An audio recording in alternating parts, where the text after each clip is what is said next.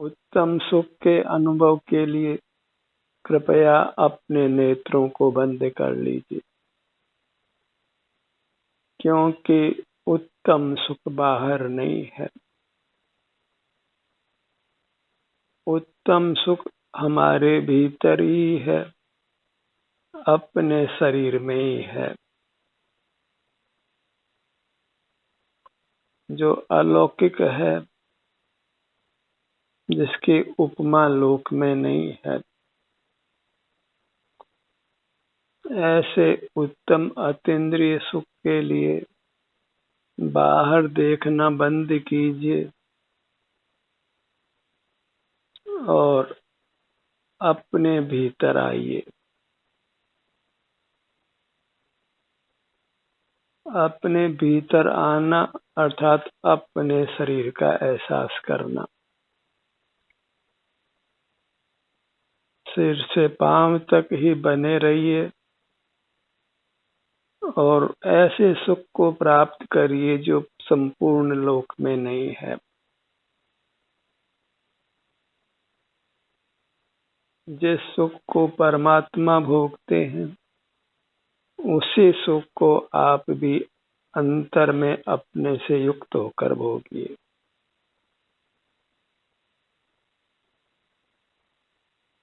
जो सुख राजा महाराजाओं को उपलब्ध नहीं है,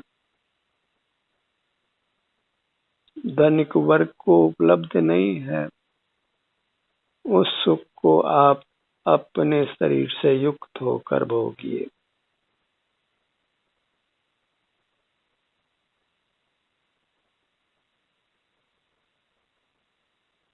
हर जीव उत्तम आनंद का बना है, केवल आनंद का ही बना है। बस आनंद के लिए उसको अपने से युक्त रहना है और उसके लिए अभ्यास की आवश्यकता है। बहिर्मुखता में जीव इतना जुड़ जाता है बाहर की दुनिया से कि वह अपने से युक्त ही नहीं हो पाता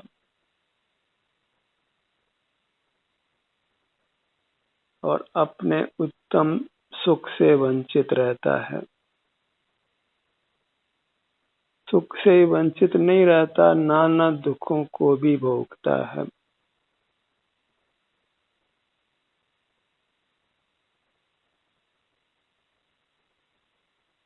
अपने से युक्त रहने से ही जीव संपूर्ण सुख को पा लेता है, बिना किसी बाह्य पदार्थ का सेवन किए हुए। उपवास में रहकर भी वह उत्तम सुख को भोगता है।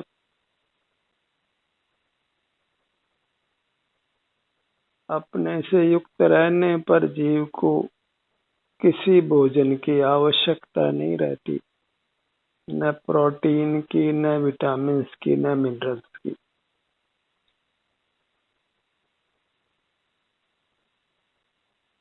क्योंकि सुख पराधीन नहीं है,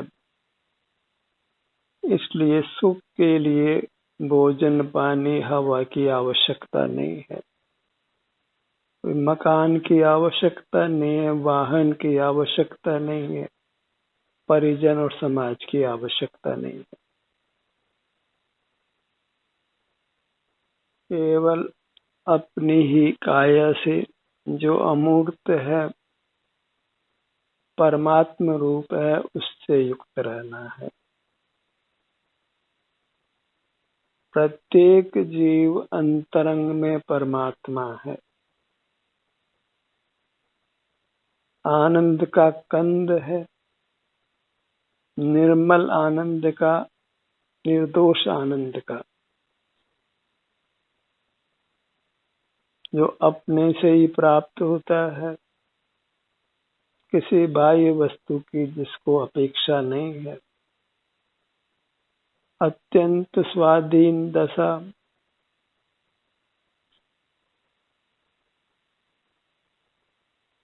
काम इतना ही है कि हमको अपने सिर से पांव तक सिमट कर अपने से युक्त रहना है।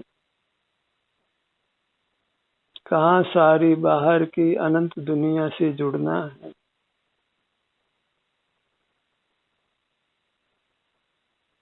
जहाँ सिवाय सुख के भ्रम के और कुछ नहीं है। जो भी जीव को बाहर सुख अनुभव में आता है वह वास्तव में उसके स्वस्थ होने के कारण आता है, और वह वृथा ही ऐसा भ्रम उत्पन्न कर लेता है कि बाह्य वस्तुएं सुखद है। और जो भी दुख अनुभव में आता है वह अपने अस्वस्थ होने के कारण आता है, और खुली इंद्रियों से उसको बाहर की वस्तुएं असुहावने लगती है तो वह बाहरी वस्तुओं को दुखद मान लेता है। सुख दुख का कारण हमारे भीतर ही है। बाहर देखने से हम दुख को उत्पन्न करते हैं और अपना अनुभव करने से हम सुख को उत्पन्न करते हैं।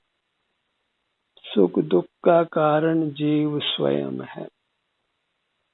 खुली इंद्रियों से ही बाहर से सुख दुख ऐसा भ्रम उपजता है, यह निश्चित जानिए। और सुख के लिए बस अपने में स्थित रहकर स्वस्थ रहिए। अलौकिक उत्तम स्वास्थ्य को प्राप्त करिए।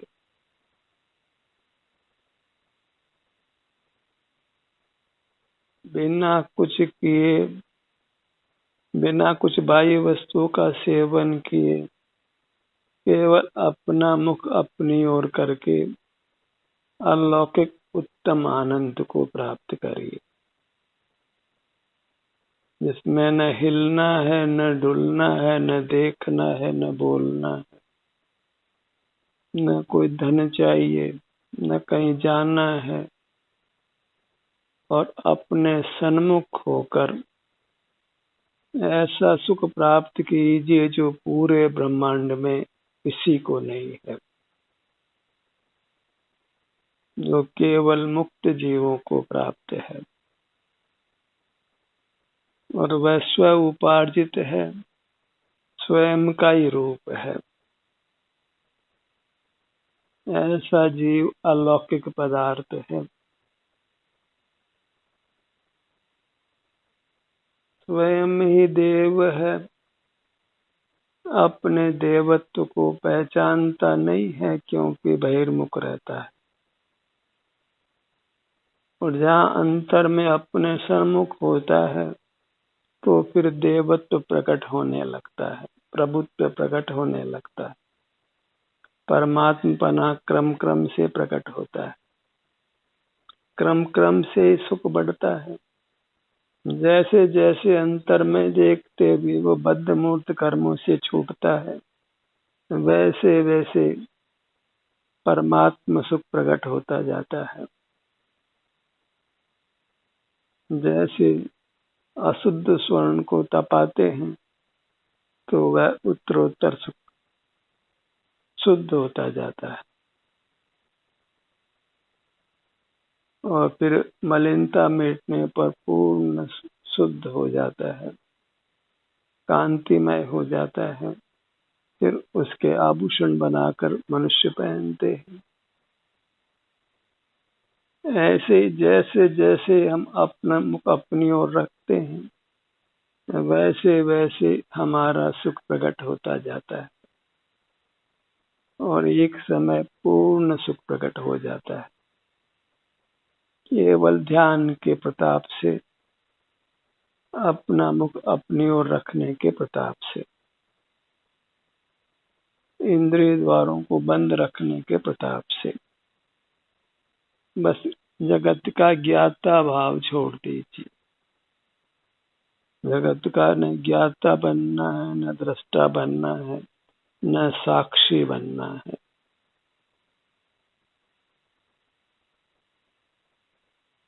केवल अपने से युक्त रहना है, और अपने से युक्त होने से होने वाली शांति को, सुख को भोगना है।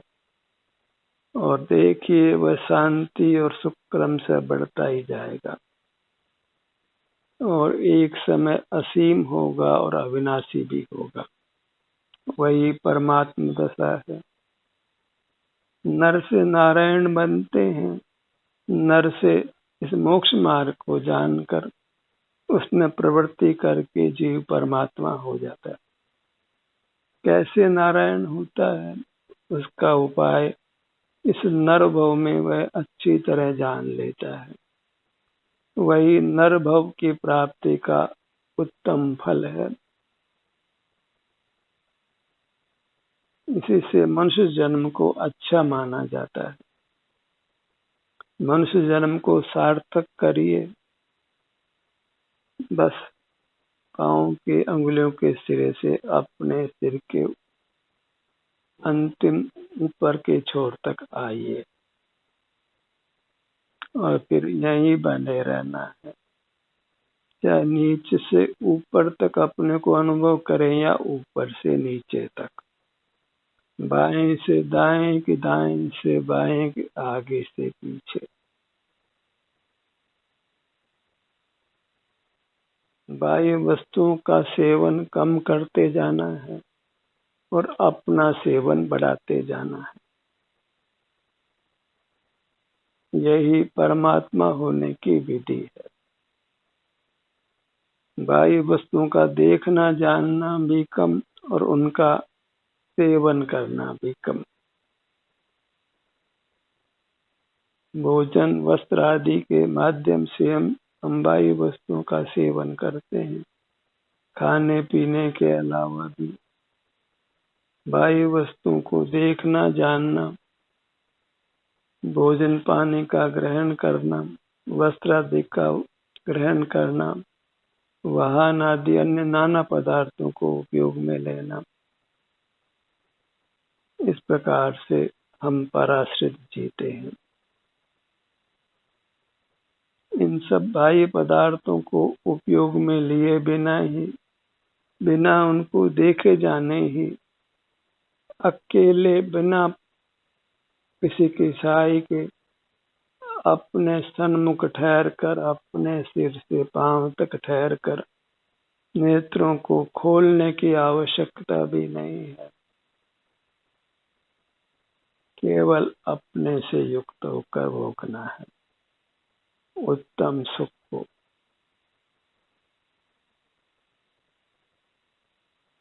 अंधा नहीं बनना है। अंधे व्यक्ति को और इंद्रियां प्रबल हो जाती हैं तो उसका अंधा होना कोई गुणकारी नहीं होता है। हमें इंद्रियों के रहते ही इंद्रियों के उपयोग को बंद करना है। कोई अपने शरीर का घात नहीं करना है। जैसा भी ये शरीर है बाहर का सब धातुओं का बना है, अचेतन है, उससे बस अपने लक्ष्य को हटाना है और यहीं पर आनंद कंद अपनी मूर्त का सुख भोगना है।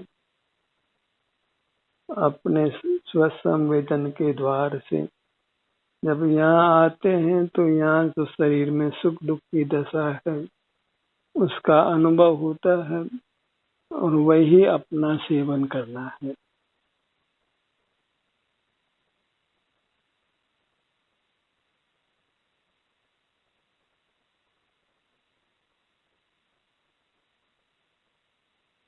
सिर से पांव तक अपनी दृष्टि अपनी ओर लाना, यही परमात्मा दर्शन है, देव दर्शन है।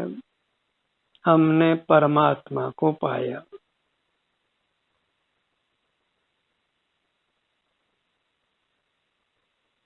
अपने को उपलब्ध किया और जिसने अपने को पूरी तरह उपलब्ध कर लिया है वही परमात्मा है। आत्मोपलब्धि को ही परमात्मा कहते हैं। अपने को उपलब्ध करना, बस सिर से पांव तक अपनी दृष्टि को लाना ही अपने को उपलब्ध करना है और वही परमात्मा बनना है। संपूर्ण सुख को पा लेना है।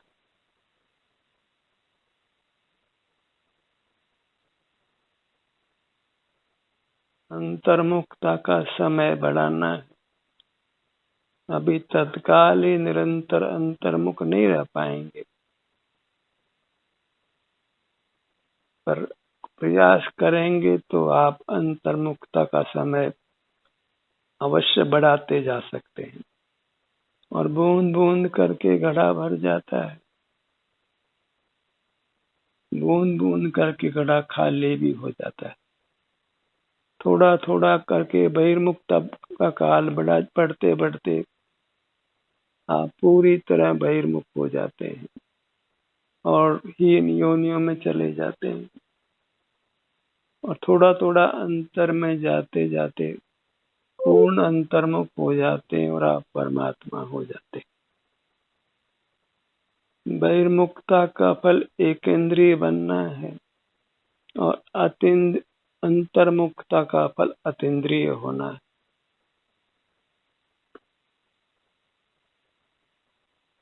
इंद्रियों का कम होना वह भी बुरा है और इंद्रियों के होते हुए इंद्रियों को उपयोग में लेना भी बुरा है।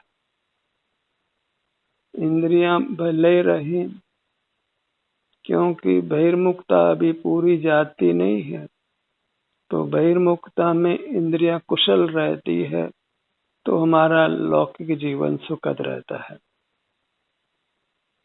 तो इंद्रियां अपने जगह रहें, अनुभव करने वाले जीव को, अंतर्मुख रहने वाले जीव को इंद्रियां कुशल रहती है और पूर्ण इंद्रियों का धारक वह रहता है मुक्त होने तक। जो अपना अनुभव करता है तो मूर्त पदार्थ भी उसके अनुकूल रहते हैं, और जो अपना अनुभव नहीं करके मूर्त पदार्थों का सेवन करता है, उनको देखता जानता है, तो मूर्त पदार्थ भी उसके प्रतिकूल हो जाते हैं। अच्छे अच्छे राजा महाराजा मार दिए जाते हैं। क्यों मार दिए जाते हैं? क्योंकि राज्यपाट करते हुए निरंतर बहिर्मुख रहते हैं।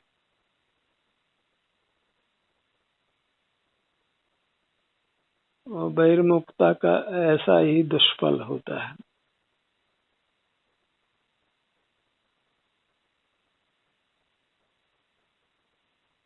शरीर को तिल तिल खंडित कर दिया जाता है, वह सब बहिर्मुखता का फल है। और अंतर्मुखता में उत्तम स्वास्थ्य प्राप्त होता है,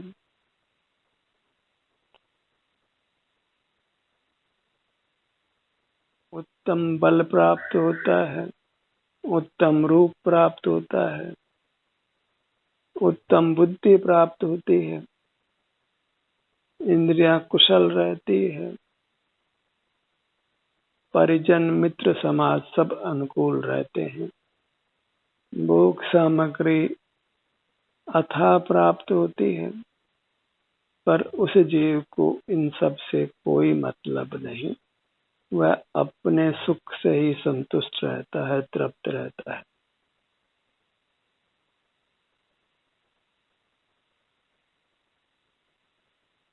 अपना मुख अपनी ओर रखिए,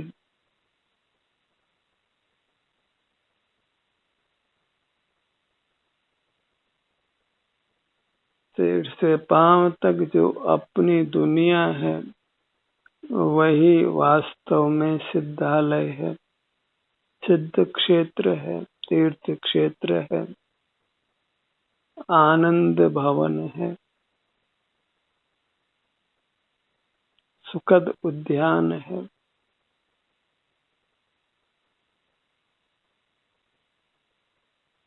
क्या बाहर की उपमा करें, क्योंकि वास्तव में जो सुख मिलता है अपने से युक्त होकर, उसके बाहर में कोई उपमा नहीं है।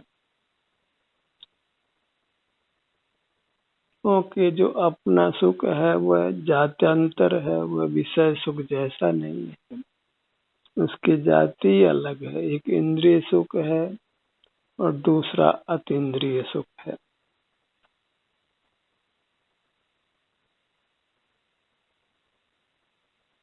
अपने विस्तार से युक्त रहने का फल अचिंत्य है, चिंतन में नहीं आ सकता है। लौकिक उपलब्धियां उसके सामने दुख रूप ही है।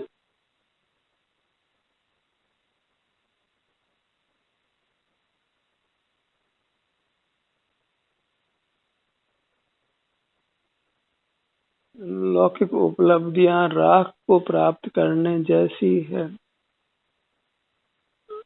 और पारलौकिक उपलब्धि रत्नों को, बहुमूल्य रत्नों को पाने से एक अलग प्रकार की है, जात्यंतर है।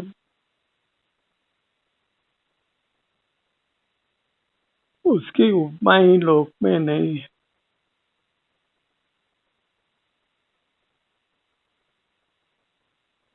शरीर में कोई वेदना है तो उसको भोग लेना अच्छा है, पर बाह्य विषयों का सेवन करना अच्छा नहीं है।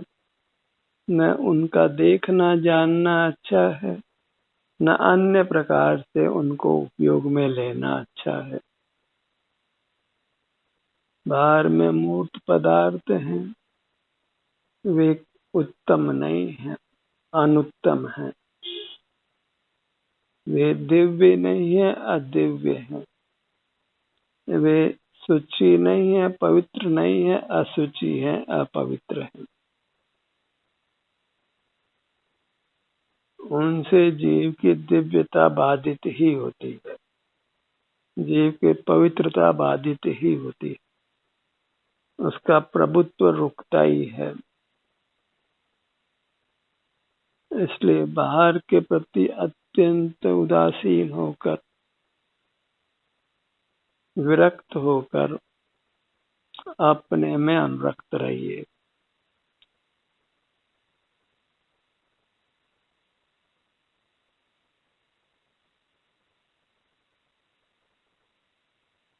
जब अपना ही स्वाद जीव चख लेता है, अपने सुख का स्वाद, सारे भौतिक जगत का स्वाद नीरस हो जाता है।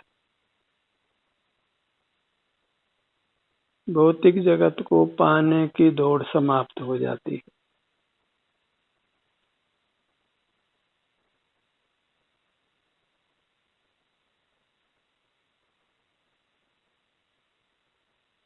बाह्य जगत से सुख पाने का प्रयत्न ऐसा ही है जैसे रेगिस्तान की बालू को पहल कर तेल पाने का प्रयत्न।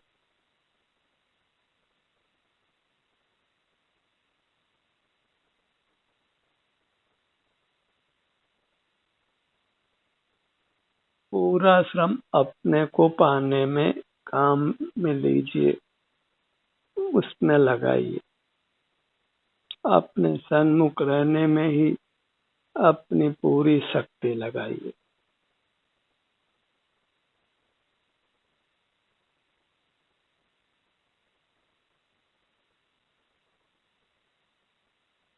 जहाँ हमारे मूर्त अंगोपांग हैं, वहीं हमारे अमूर्त अंगोपांग हैं जिनमें हमको सुख दुख रूप संवेदना होती है।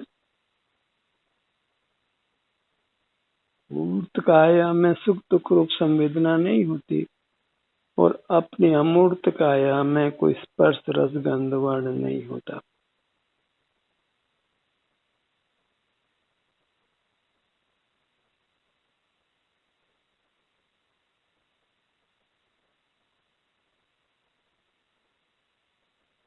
अपने आभ्यंतर शरीर के हर भाग को समय दीजिए।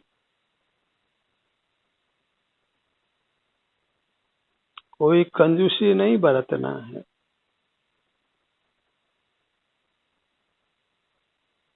अंतोगत्वा पूरा समय अपनी आभ्यंतर काया को देना है, वही परमात्म दशा है। आनंद की दशा है।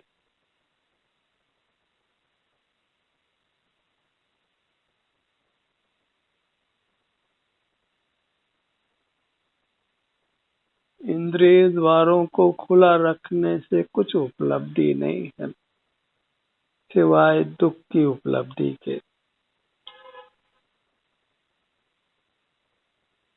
केवल परतंत्रता है इंद्रियों को खुला रखने में, और परतंत्रता ही दुख है।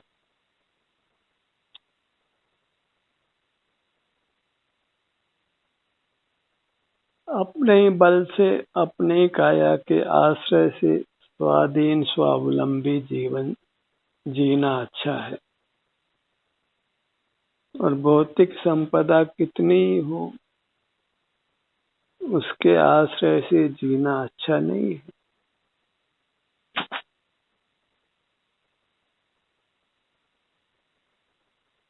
अपना मुखमंडल,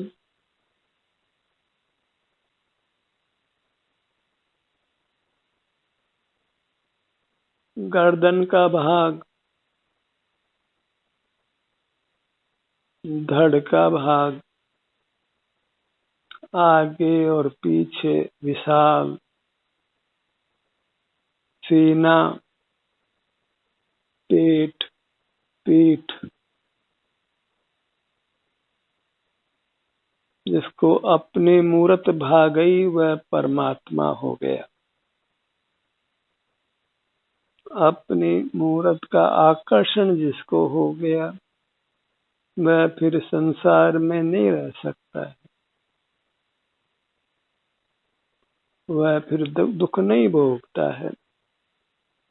अपनी छाया में आ जाना, शीतल छाया में, माने सुख में आ जाना।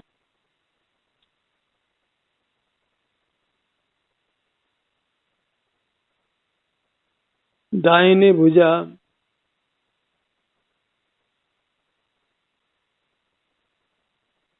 बाईं भुजा, शरीर के अंगों का नाम सुनते ही एक आनंद लहर अपने भीतर उत्पन्न होनी चाहिए। जैसे हम शरीर के अंगों का नाम सुनते हैं और अपना ध्यान उन अंगों पर जाता है, उसी समय हमको आनंद तरंग होती है, आनंद की अनुभूति होती है। इसलिए अपने अंगों का नाम सुनना अच्छा है, अपने अंगों का चिंतन करना अच्छा है, पर अपने अंग सब स्वानुभव से ही उपलब्ध होते हैं, इंद्रिय ज्ञान से नहीं। दाहिनी भुजा, बाईं भुजा, दायां पैर, बायां पैर, इन अंगों का नाम सुनकर यदि आप उन अंगों पर जाते हैं तो फिर उन अंगों का नाम सुनने में ही आपको आनंद होगा। उन अंगों का नाम आप सुनते हुए रहना चाहेंगे, क्योंकि वही सुख का मूल आधार बनता है। अंगों का नाम हम सुनते हैं या मन में लेते हैं, फिर अपना ध्यान उन अंगों पर ले जाते हैं और फिर हम आनंद को पा लेते हैं, आनंदित हो जाते हैं। यही धर्म का सैद्धांतिक पक्ष और प्रायोगिक पक्ष है। अपने अंगों का नाम, अपना नाम पुनः पुनः अपने मन में लीजिए और अपना ध्यान उन अंगों पर लाकर आनंद से सरोबार रहिए, अत्यंत स्वस्थ रहिए, वेदना रहित रहिए, सुखी रहिए। ध्यान का ये सत्र यहीं समाप्त होता है। आपकी सहभागिता के लिए धन्यवाद।